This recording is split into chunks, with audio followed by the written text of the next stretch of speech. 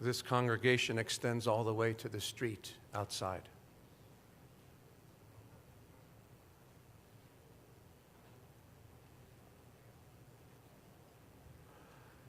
I don't stand here in my professional capacity. I stand here as a member of the family.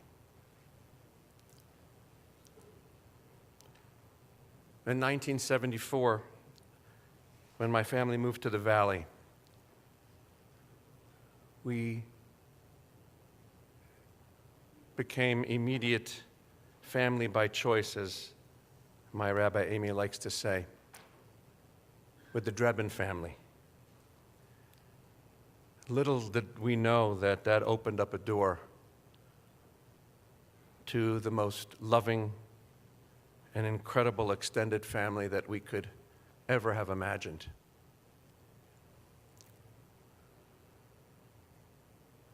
And I met, as a young boy, Evie and Marty and Robin and Carrie. Carrie and I called each other cousins. People would come to me and say, "I didn't know you're Carrie's cousin."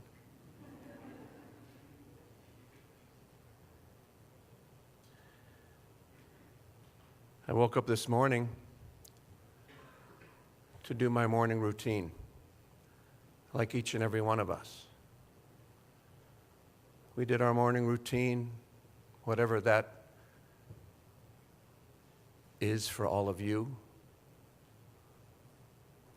on just a regular March morning in California. But don't kid yourself, this was no regular morning. And in fact, our mornings will never be regular again.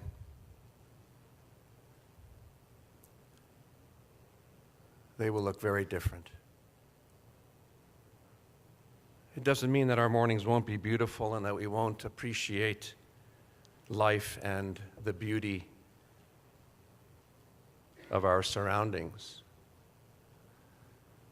But now we have to put in perspective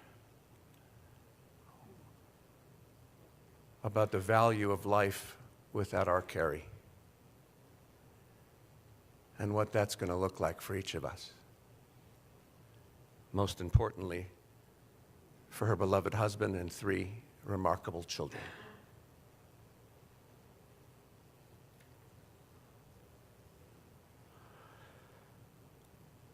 Carrie was the ultimate connector.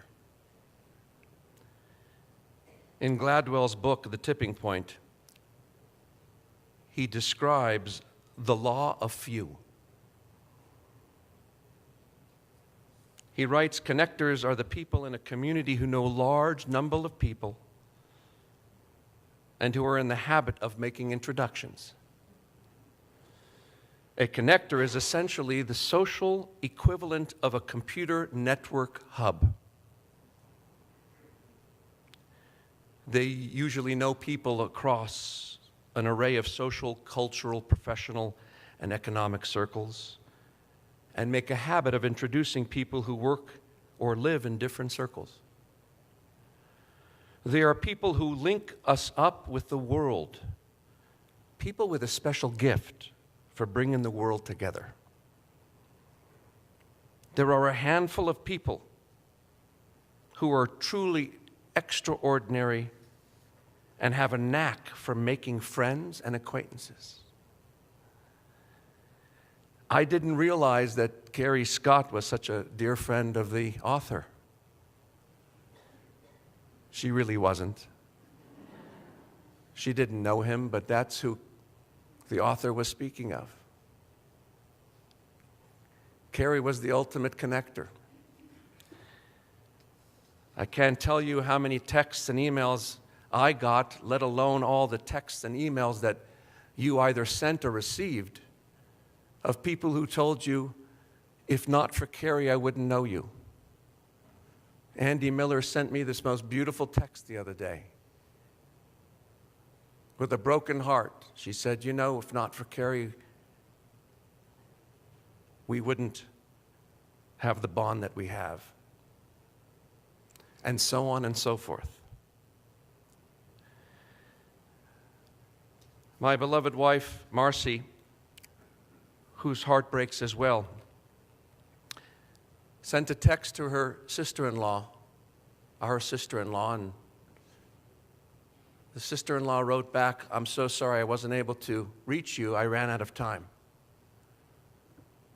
And Marcy sent her a picture of Carrie and said, "Carrie, our cousin, also ran out of time."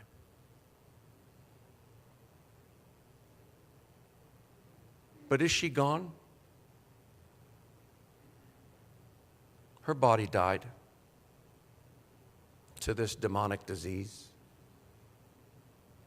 But is she gone? I look at Michael and Rachel and Zach and Shauna, and I see Carrie. I look at all of you, a family of the heavy-hearted, which we are today, and I see Carrie. After the horrific diagnosis, Carrie opened her home and heart for all to come and pray for her and offer the unconditional gift of love. Now, looking back, we are grateful to her for allowing us, in the most uncertain, fearful, and existential time of her life, to express our love, admiration, and affection for how she touched us all so deeply. It's remarkable how she found such strength and wholeness in our pure expression of our devotion to her. If you go to her home, you will see one paper heart after another hanging all over the home, inscribed with passages of goodwill, genuinely. She only wanted to be surrounded by such goodness and purity. She found peace and serenity in her last months in the mountains. She didn't stop for one moment to live, not to fade away into the abyss of pity. Her cousins from Argentina are here, and just in October, she went and flew to her cousin's wedding, sick as she was. She found an oasis of love in her friendships, you, all of you. She found calmness in prayer. And in her last days, this week, she found the ultimate tenderness from the love of her family. I witnessed the power of the divine this week, family and friends, seeing her children laying in her hospital bed with her, while her beloved husband, Michael,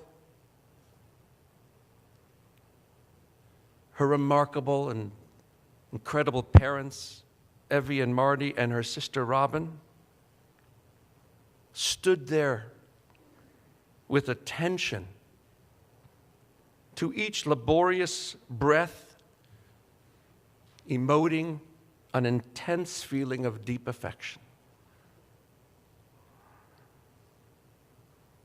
Carrie came to it honestly. Evie and Marty dedicated their entire adult life to community service. She came to it honestly, giving, and more giving. There are so many facets to this gem called Carrie Scott. Such beauty to each of those colors that shine.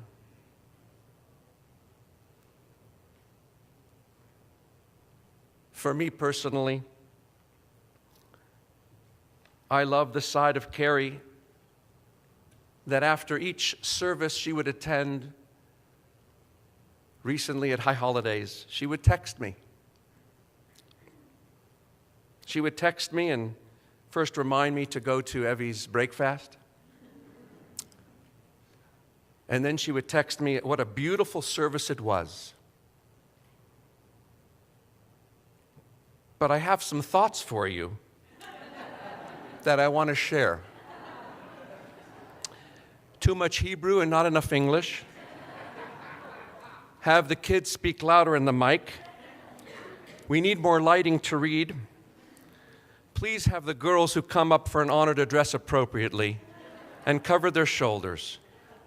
But she always ended the text, I hope you don't mind my constructive comments, as you know, I love you. Michael, I hope you will continue that tradition and text me after each high holiday. We are honored to have my senior rabbi, Amy Bernstein, who will come up to share some blessings and prayers for Carrie.